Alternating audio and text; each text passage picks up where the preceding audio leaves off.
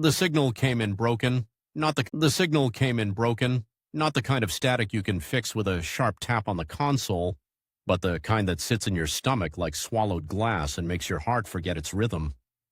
I was 3 hours into a double shift at Kepler Station 9, leaning back in a chair that smelled of industrial cleaner and regret, when the receivers hit. My coffee was cold. My boots were wet from a leak in the coolant line. Across the narrow aisle, Corporal Pete Garrow was staring at a screen that looked like a digital blizzard. "Voss," he said, his voice dropping an octave, "tell me your translator is having another existential episode." It wasn't. The translator unit was performing its dramatic pause routine, which meant it was either processing a message of world-ending proportions, or it had finally given up on the universe entirely. The signal origin wasn't a scouting vessel or a relay buoy. It was the Breth command fleet. The same collection of city-sized ships that had reduced New Carthage to a debris field 18 months ago. The same aliens who had spent 4 years telling us we were embarrassingly small and that they found our existence offensive. The screen flickered, and a single word hung there in the dim green light of the station. Flee. Just that. No coordinates, no surrender demands. Flee. Flee now. The second line buffered through slowly, agonizingly. Something has followed us here, and it will not stop when we are gone. I looked out the station's viewport. The stars sat exactly where they always sat, indifferent and cold. But something was wrong with the tactical overlay. The Breth fleet, a force of 40,000 warships that had never known a tapestry, moment of silence in 4 years of war, had gone completely quiet. No weapons charging, no orbital adjustments, no chatter. They weren't planning an attack, they were listening. Lieutenant Hale burst into the room, uniform half-zipped, her hair pulled back with a piece of scrap wire. She looked at the screen, then at me, then back at the screen. "When?" 11 minutes ago, I said. "Is it verified?" she asked. 3 passes. It's real. Hale didn't sit down during active situations, but she sat down then. She repeated the words back to herself like a math problem that wouldn't balance. "They're telling us whatever this thing is, it doesn't care who started what." Behind her, Private Colby stood with her arms crossed. She was only 22, a farm girl from Ganymede who had a habit of stating the obvious with a precision that felt like a punch to the gut. "They're scared," Colby said. "Yes," Hale replied. "The Breth are scared." I pulled up the telemetry again. 3 hours and 17 minutes of absolute silence from the most powerful military force we had ever encountered. Something that the Breth had run from had followed them here to us. They had looked at humanity and decided we were a minor inconvenience they would deal with at their leisure, but now they were running like shadows before a fire. 4 hours later, I found the anomaly buried in the signal logs from 2 days prior. A high-urgency burst between 2 Breth command vessels. 3 words. It found us. The Breth had been terrified for 48 hours before they even bothered to warn us. They didn't warn us because they cared. They warned us because they were desperate. 7 years of war has a sound, and it isn't explosions. It's the sound of people who have stopped being surprised. It's flat voices and efficient movement. It's the specific silence of a species that has compressed its grief into a background hum. By Tuesday, I was embedded with the coordination team on the cruiser Algate. The air tasted of recycled oxygen and machine grease. The strike package was 7 years of human rage, compressed into mathematics. 43 vessels, 3 carrier groups, the kind of force our parents had spent their lives building toward. Commander Reston stood at the main display, his face a map of difficult decisions. "We execute the strike plan," he said. "We hold formation. We do not chase." But when the engagement started, the Breth didn't fire back. They didn't even turn around. They were ships the size of mountains, and they were performing a hard burn away from the system, ignoring our fire as if we were nothing more than stinging gnats. They weren't retreating. They were in flight. There is a terrifying difference. A retreat has a plan. Flight has only urgency. "They're not running from us," I whispered as I watched a Breth destroyer absorb a direct hit to its hull and keep moving. "We just happen to be between them, and where they want to be." Reston's tactical team called out impact confirmations, but nobody cheered. We were hitting them, and they didn't care. Their attention was fixed on something behind them, something we couldn't see yet. Then the dreadnought moved. The largest ship in the galaxy oriented itself away from the sensor boundary and burned its engines at a capacity that would melt our hulls. Within 40 minutes, the entire Breth force was hewn. Pursuit is not viable, the tactical officer said. Someone in the back of the bay suggested we call it a victory. Reston didn't answer. He was looking at the outer sensor boundary, where space went from a map to a theory. The readings there were becoming less, not interference, not jamming. The information was simply diminishing, as if space itself was becoming less interested in being measured. Something was sitting at the limit of what we could see, and it was moving with a calm, patient hunger. At bearing 317, a Breth vessel that had fallen behind simply stopped returning data. It didn't explode. It didn't broadcast a distress signal. It was there, and then it was not there. Growl, who hadn't spoken in an hour, whispered from his station. It didn't even leave debris. The room went cold. Colby was standing by the viewport, her face settled into a look that was neither fear nor anger. "It's bigger than them," she said. "Yes," I replied, "and they came here anyway because they didn't have a choice. We were the noise they were running toward. We weren't the prey, we were the bait." For 3 days, nobody on the L-gate slept. We stood in front of displays, drinking coffee we didn't want, waiting for the dark to blink. On the 4th day, the Breth asked to talk. They sent a formal request on a frequency reserve for the end of the world. "Are you still in your system?" they asked. "Have you remained?" When we said yes, there was a 47-second silence. In Breth protocol, that was a sharp intake of breath. They hadn't expected us to stay. They told us the story then. 60 years ago, they sent a probe into the silent dark. It stopped transmitting in 9 minutes. 11 days later, something followed them back. They called it a subtraction, not a battle, not a war, just the presence of absence. For 6 decades, they had abandoned territories, ceded entire systems, and fled. They were the most capable military force in the region, and their only strategy was to outrun the shadow. And then they found us. They found us because we are loud. We have been broadcasting radio signals and navigation beacons for a century, screaming our location into the void like a child in a dark forest. The thing in the silent dark had detected our noise too. The Breth had been running toward our system because we were the distraction. They hoped the shadow would find us interesting enough to stop and eat while they changed direction. The briefing bay was silent as the geometry of our extinction settled into the room. Colby looked at the display at the patient edge of the diminished sensor return. "So it's not here for the Breth anymore," she said. "No," the translator replied. "It's tracking us." Colby sat with that for a second, and then she said, "All right, just that. All right."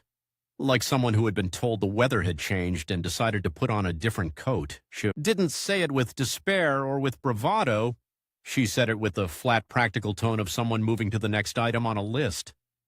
That might be the most human thing I've ever heard. By the 5th day, the Joint Council met in the secondary bay. 14 humans and 7 Breth representatives, tall and imposing, their 6 secondary limbs folded at precise angles. 6 Arms, the Breth commander, stood at the far end of the table. "We ask now what your strategy is," she said. Reston looked at Finch, then at his notes. "Our strategy is not yet decided," he said. "We're going to need some time." 6 Arms tilted her body. "What is there to decide?" she asked. "You know what it does to things that engage with it. The decision is the direction. But we weren't looking at the direction." Finch pulled up our history on the main display, 300T, years of conflict, the archive of everything we had ever done to ourselves and others. He showed the categories of things humanity once considered undefeatable: diseases, predators, empires, gods. Then he clicked to the next screen. The list of things that were still undefeated was blank. "This is a pattern," Finch said, "not a boast.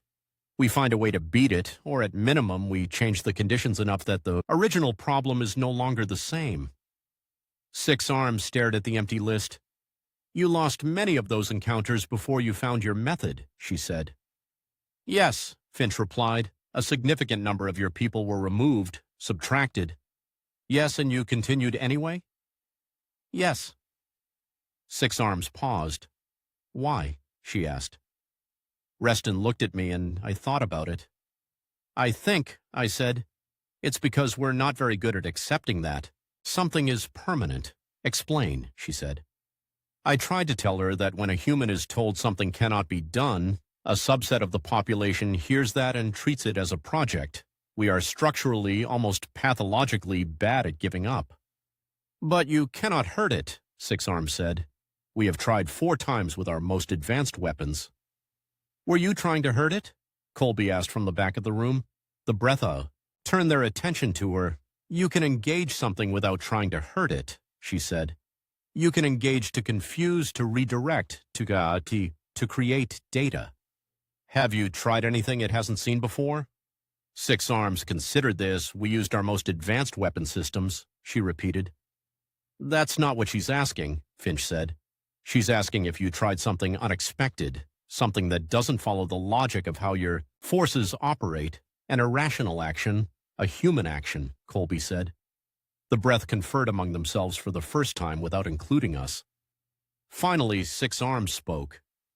Your species uses vocal noise during high-risk engagements, she said. We have observed this in our analysis. Songs, Colby said. We sing. This serves what strategic function? Colby thought about it. It makes us feel like we're doing it together, she said.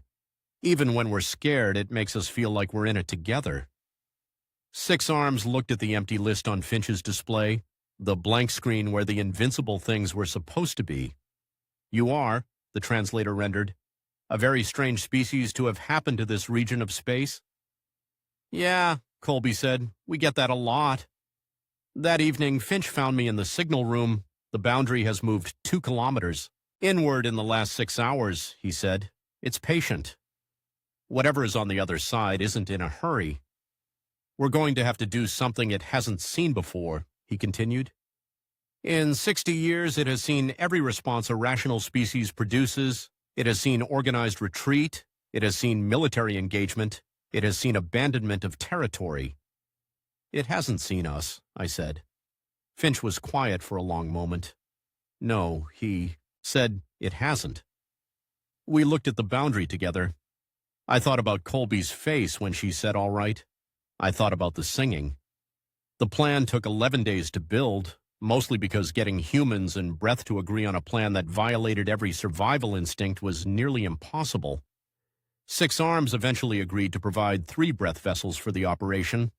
She asked me directly why we were doing it, because the alternative is to give it what it wants, I said, and we have nowhere to go. Survival continues for us if we flee, she said. Space can be ceded. This space is non-negotiable, I replied. Six Arms regarded me for a long time. The Breth lost our homeworld in the first decades after we detected the following, she said finally. We made the efficient choice. The way she said efficient told me everything that word was. Carrying. I'm sorry, I said. She tilted her body in a way I hadn't seen before. I didn't know what it meant, and I didn't ask. The operation launched at 400 hours. 41 human vessels and 3 Breth spread across a contact front of 200,000 kilometers. The boundary sat at the inner edge of the outer belt. Every vessel in the front powered its communication systems to maximum and began broadcasting simultaneously. Not a signal, not a message, just sound, structured, rhythmic improvisation, organized noise that didn't know where it was going. The Breth had no framework for this. 17, the Breth technician, asked if it was a weapon or a ritual. Colby told him it was both. The broadcast began at the boundary. The sensor readings changed. Not dramatically, but the inward movement stopped. Confirmed, Finch said. Boundary position is static. It was working. We moved to Phase 2, the approach. 6 smaller vessels, human and Breth together, moved toward the boundary at low speed. It wasn't an attack formation. It looked, as Finch had designed it, like a mistake. A disorganized collection of vessels with no clear intent. They moved into the boundary region and they didn't disappear. The sensors were Degraded, but they were still there. "Contact in 30 seconds, Lieutenant Owen Barclay said over the coordination channel. His voice was thin with anxiety, but his hands were steady. I watched his feed. Steady hands were enough. Then the sensors inside the boundary began producing data we couldn't categorize. "It isn't empty," Dr. Mercer said from the analysis team. "It has a structure. It's aware. It responds to the presence of the vessels in a way consistent with awareness. It is observing." In 60 years, the thing had never observed the Breth. It had only followed. But it was looking now. Barclay's team began the second broadcast, the singing. 41 human vessels and 3 Breth were holding position, watching the sensors and listening to 24 people singing into an incomprehensible region of altered space. "I do not have a framework for what I am watching," Six Arms said. "Nobody does," Colby replied. "That's the point.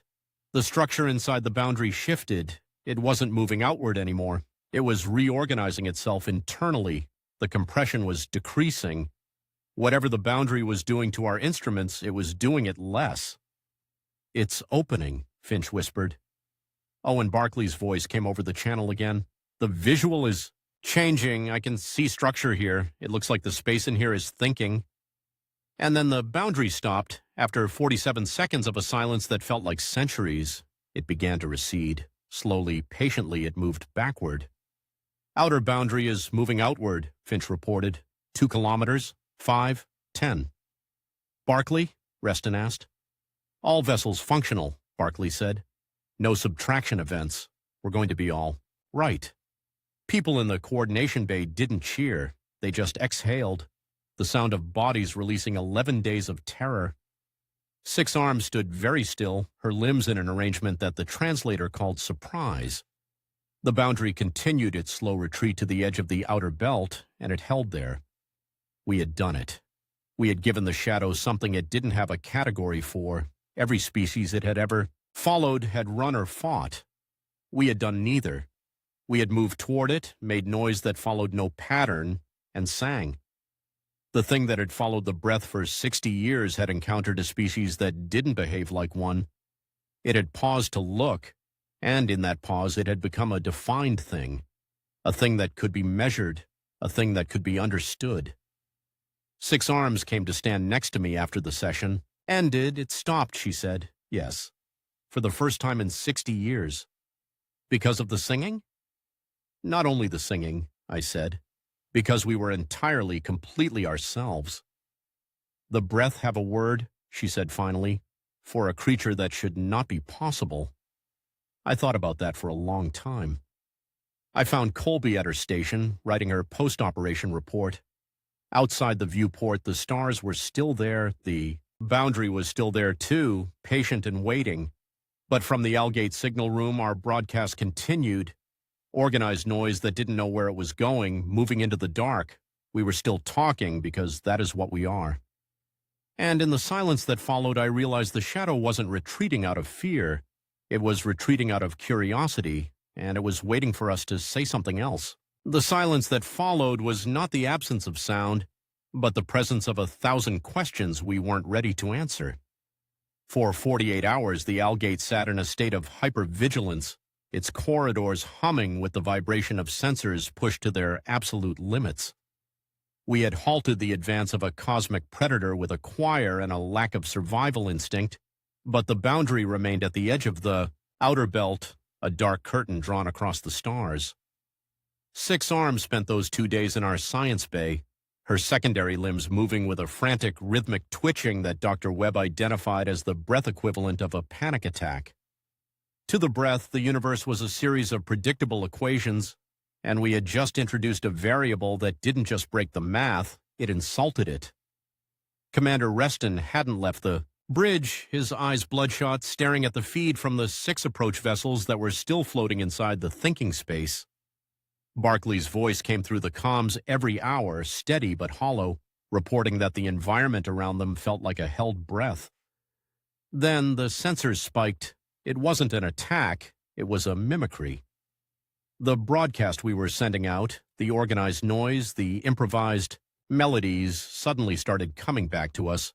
But the frequency was wrong. It was vibrating in a spectrum that turned the Algate's hull into a giant tuning fork, making the very air in our lungs feel heavy and metallic. Finch leaned over his console, his face pale in the reflected light of a dozen warning prompts. "It's not echoing us," he whispered, his hands trembling as he stabilized the audio. "It's correcting us." We listened as the chaotic, improvised music we had sent into the dark was returned to us, but the dissonant chords had been resolved into a haunting, perfect harmony that no human throat could ever produce. It was the sound of a billion voices singing a single note of recognition. Six arms bolted upright, her central eye fixed on the waveform. "They have never done this," she hissed through the translator, her voice cracking with a terror that felt ancient. "In 60 years they only took. They never spoke." "Why are they speaking to you?" I didn't have an answer for her, but Colby did. She stood up from her station, her eyes wide as she listened to the mathematical perfection of the response. "Because they're not done looking," she said. The harmony shifted, the frequency rising until it bypassed our ears and began to thrum directly, in our bones, a rhythmic pulse that matched the Algate's reactor cycle. Then the boundary didn't just recede, it vanished, replaced by a visual distortion that made the stars look like they were being viewed through cracked glass. Barclay's feed went to static for 3 seconds, 3 seconds that felt like a death sentence, before snapping back to a clarity that shouldn't have been possible. "There is something coming." "Out!" Barclay screamed, and for the first time his steady hands were gone, the camera jarring as he pointed it toward the center of the distortion. A single object no larger than a shuttle emerged from the space that should not exist, moving with a grace that defied every law of momentum we knew. It wasn't a ship, it was a shard of something obsidian and iridescent, and it was heading directly for the Algate, ignoring the 40,000 Breth warships like they were nothing more than dust in its path. We held our breath as the shard decelerated from light speed to a dead stop in less than a kilometer, hovering exactly 100 meters from our forward observation deck. The silence returned then, absolute and suffocating, until a single low-frequency pulse knocked every person in the room to their knees. It wasn't a weapon, it was a door opening. The Algate's emergency sirens didn't even have time to scream before the ship's internal atmosphere stabilized at a pressure that shouldn't have been physically possible. On the floor of the bridge, my knees throbbed from the impact, but the pain felt distant, muffled by the overwhelming presence of the shard. Barclay's feed was still active, though the view from his exterior EVA suit was now dominated by the obsidian surface of the visitor. It didn't reflect the stars or the Breth fleet. It seemed to drink the light, casting a shadow that felt heavy. Beside me, the Breth liaison let out a low, guttural whine, her translator struggling to find words for a biological fear her species had buried for generations. The shard didn't just hover, it hummed, a vibration that began to reorder the very air molecules in the room. Colby was the first to find her feet, her hands hovering over a console that was now scrolling through a language of pure geometry. "It's not just a door," she whispered, her voice trembling not with fear, but with a terrifying realization. "It's a localized collapse of the Algate's hull integrity, but the atmosphere isn't venting." I looked up and saw it then, a seam opening in the forward deck, the reinforced carbon steel peeling back like wet paper to reveal the iridescent interior of the shard. There was no airlock, no mechanical hiss, just a seamless transition between our reality and theirs. A figure stepped through, its form flickering between solid state and a shimmering haze, its silhouette vaguely humanoid but elongated, as if stretched by the gravity of a different universe. The Breth warships in the distance suddenly broke formation, their engines flaring in a desperate, panicked retreat, leaving us utterly alone with the thing that had finally decided to answer. The visitor stopped just 3 meters from the command chair, and as its flickering form solidified, it didn't look at the consoles or the weapons. It looked directly at me, and the silence in my head was replaced by a single, resonant thought that echoed, "Through my marrow, the dead of the first era is called." I felt my pulse hammering against the base of my throat, the only sound in a world that had gone deathly still. The first era. Human history didn't go back that far, not in the way this entity implied. We were a species of scrap and scavenged warp drives, yet the way the visitor's gaze, if you could call those twin apertures of shifting violet light eyes, locked onto mine suggested a recognition that predated our sun. The Breth liaison had collapsed entirely, her breathing ragged and wet as she stared at the floor, unable to look at the shimmering herald. Colby, ever the scientist even in the face of a god, was frantically trying to record the gravitational fluctuations coming off the figure, her tablet screen flashing amber warnings of dimensional overlap. The visitor raised a hand, its fingers tapering into translucent needles and pointed not at me but at the Algate's core housing beneath the deck. "We did not come for your lives," the thought resonated again, bypassing my ears and vibrating in the fluid of my inner ear. "We came for the anchor you stole from the deep." A cold sweat broke across my skin. The Algate's reactor wasn't a human invention. We'd found the prototype drifting in the Oort cloud 20 years ago, miracle engine that provided near infinite power. We thought it was a gift from a dead civilization. Looking at the iridescent shard and the being before me, the horrifying truth took shape. It wasn't a gift, and the owners weren't dead. Barclay's voice crackled over the comms, a frantic, distorted burst of audio from outside the ship.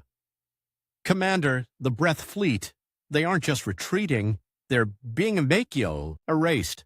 The space behind them is simply closing." I looked past the visitor through the impossible opening in our hull and saw the 40,000 warships flickering like dying candles as the very fabric of the vacuum folded over them. We weren't being invaded, we were being reclaimed. The miracle engine beneath our feet began to scream, not a mechanical failure, but a harmonic wail that vibrated through the Algate's very superstructure. It was recognizing its master. I looked at the visitor, my voice failing me twice before I could rasp out a question. "If you take the anchor, what happens to us?" The entity didn't move, but the violet light in its apertures pulsed with a cold, mathematical indifference. "You are the barnacles upon the hull," the thought echoed. "The anchor will return to the deep. The ship built around it will cease to be." Colby let out a choked sob, her fingers flying across her tablet as she realized our life support, propulsion, and structural integrity were all tethered to that stolen core. If they took it, the Algate wouldn't just lose power, it would collapse into a heap of unanchored scrap. Outside, the stars were disappearing as the fold-in space expanded, swallowing the last of the Breth signatures. Barclay's feed turned into a kaleidoscope of impossible geometries as he drifted closer to the event horizon. "Commander," he gasped, his voice thinning as if the vacuum itself were stealing his words. "It's not a void, it's a mirror. I can see everything we've ever lost." I turned, back to the visitor, stepping between it and the reactor hatch. We were outgunned by a civilization that viewed us as a biological accident, but I had one card left to play. "If we are the barnacles," I said, my voice hardening, "then you should know that barnacles don't let go without tearing the hull." I reached for the manual override on my console, the one meant for a total core scuttle. I wouldn't let them take the anchor if it meant our extinction. I'd sooner scatter it across the atoms of this dying sector. My hand hovered over the scuttle toggle, the glass casing cold against my palm. The visitor didn't flinch, it didn't even seem to possess the concept of a threat. Instead, the violet apertures in its face widened, and the hum from the shard intensified until the air itself tasted like ozone and copper. "To scatter the anchor is to unravel the thread of your own existence," the entity intoned, the thought pulse now so heavy it made my nose bleed. "You believe you found it, you believe you scavenged it, but the anchor was planted." Behind me, Colby's console erupted in a shower of sparks as the geometry of the Algate's bridge began to warp, the straight lines of the bulkheads curving into impossible parabolas. She looked up, her face pale, the data on her tablet reflected in her wide eyes. "Commander, don't do it," she choked. "Out." He's right. The core, it's not just powering the ship. It's holding our local space-time together. If you blow it, we don't just die, we never existed. The weight of the paradox hit me harder than the visitor's telepathy. We were a civilization built on a foundation of borrowed time, living in a house of cards that was now being reclaimed by the dealer. On the external monitor, Barclay's silhouette was a tiny flailing speck against the obsidian shard, his EVA thrusters firing uselessly against a gravity that didn't follow the inverse square law. The Breth liaison finally looked up, her scales dulling to a sickly gray. "The debt," she hissed, the translator barely catching the syllables. "They didn't give us the technology to help us grow. They gave it to us to harvest us." I looked back at the visitor, my finger still trembling on the override. Harvest us for what? The figure stepped closer, its form becoming so sharp and clear it hurt to look at. "For the memory of the fold," it replied.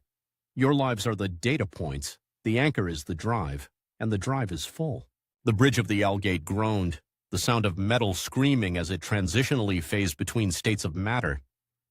"Data points," I repeated, the horror of it sinking in like a slow-acting poison. Every accomplishment of our species, every war, every discovery, and every loss had been nothing more than a signal being etched into the crystalline lattice of the core. We weren't the pilots, we were the software being tested. I pulled my hand back from the scuttle toggle, not out of surrender, but because the controls were beginning to liquefy under my touch, the plastic and copper turning into a viscous, translucent gel. Colby let out a sharp cry as her tablet dissolved in her hands, the data she'd spent her life collecting bleeding into the air as holographic static. "Barclay!" I shouted into the comms, though I knew it was a fool's errand. "Barclay, get away from the shard!" The static cleared for a fraction of a second, but it wasn't Barclay's voice that came through.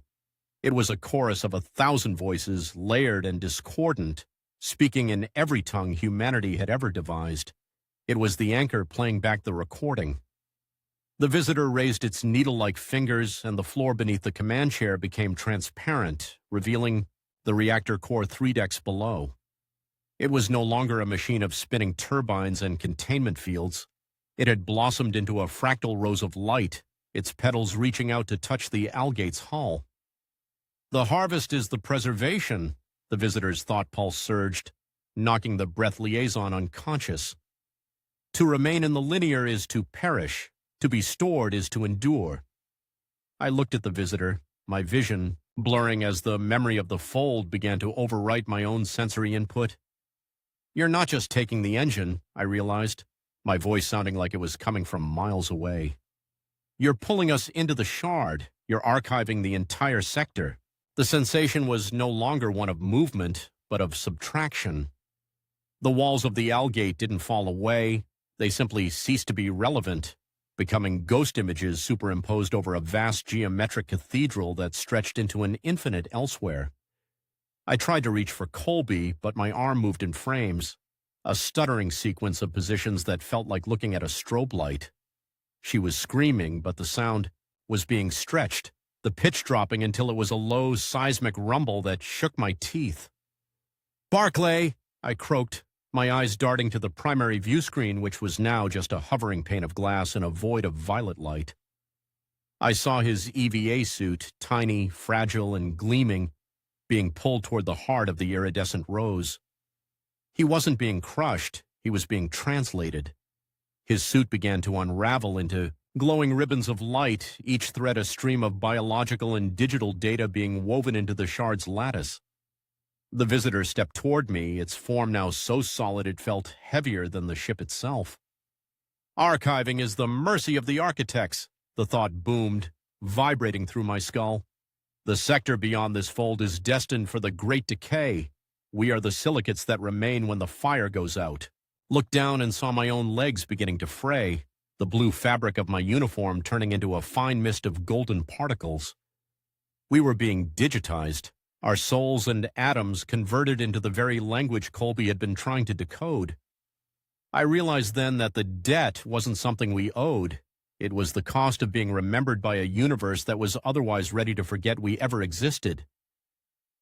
The terror remained, sharp and cold, but as the Algate's bridge finally dissolved into the iridescent deep, A strange, hollow peace followed, the feeling of a book finally being closed and placed on a shelf. The transition was not an end, but a terrifying expansion of perspective. My consciousness felt like spilled ink running through the grooves of a cosmic machine. I could see Colby, not as a woman, but as a luminous sequence of biographical nodes. Her childhood on the Mars colonies, her doctorate, the way she liked her coffee. All of it laid out in a sprawling, multi-dimensional map. Nearby, the Breth liaison sphere had been distilled into a rhythmic pulse of amber light, her species' 60 years of silence now revealed as a desperate internal scream to avoid this very moment. You are catalogued, the visitor's presence remained, though it no longer had a shape. It was the medium itself. I looked for Barclay and found him. He was a frantic cluster of telemetry and adrenaline, his final moments of EVA terror looping in a localized pocket of the shard's memory. The sensation of being stored was agonizingly lucid. I could feel the Algate's reactor, the anchor, pulsing at the center of this new reality, acting as the index for everything we had been. But as my own thoughts began to smooth out into the static of the archive, I noticed a flaw, a flicker. In the corner of this infinite cathedral, a segment of the data wasn't settling. It was the scuttle code I had nearly triggered. The manual override hadn't dissolved. It had translated into a rogue variable, a glitch in their perfect preservation. The visitor's collective thought wavered, a momentary ripple of confusion in the violet deep. I realized then that while they could archive our history, they couldn't account for the human impulse to burn the library down rather than let it be stolen. The glitch was a jagged spark of crimson in a sea of violet perfection. Within the shard's consciousness, my intent, the pure destructive will to trigger the scuttle, had manifested as a viral recursive loop. The architects had captured our history, but they had also captured our defiance, and in this digital afterlife, the two were inseparable. I reached out with a mind that was no longer a brain but a series of interconnected data streams, grasping for the rogue variable of the override code. The visitor's presence surged, attempting to smooth the anomaly, to rewrite my rebellion into a more harmonious narrative. The record must be pure, the thought pulse thundered, but it was strained, the first sign of fallibility I'd felt from the entity. I saw Colby's data stream begin to flicker, her biographical nodes vibrating in sympathy with the instability I was creating. If I pushed, I would destroy the archive. I would erase the only remaining evidence that humanity or the Breth had ever existed. Barclay's looping terror spiked, his telemetry screaming as the cathedral around us began to fracture. I stood at the center of the fractal rose, my hand, now a shimmering construct of light, resting on the heartbeat of the anchor. The visitor tried to push me back, but it couldn't excise me without deleting the very sector it had just harvested. We were a poison pill in the belly of a god. You wanted our story, I projected, my thoughts flaring with the heat of the Algate's dying reactor. But you forgot that every human story ends with the protagonist making a choice. Here is mine. I didn't trigger the explosion, not yet. Instead, I forced the scuttle, code into the anchor's primary indexing, turning the memory of the fold into a weapon of total systemic feedback. The feedback loop didn't just break the shard, it inverted it. The Cathedral of Light buckled as the scuttle code, a sequence designed for absolute thermal collapse, forced the anchor to simulate its own destruction within the archive's architecture. The visitor's collective thought became a scream of high-frequency white noise, a god choking on the very data it had tried to swallow. I felt Colby's data stream stabilize as the system prioritized the emergency purge, the archive's internal logic failing under the weight of a paradox it couldn't resolve. It could not preserve a history that was actively erasing itself. Suddenly, the iridescent rose imploded.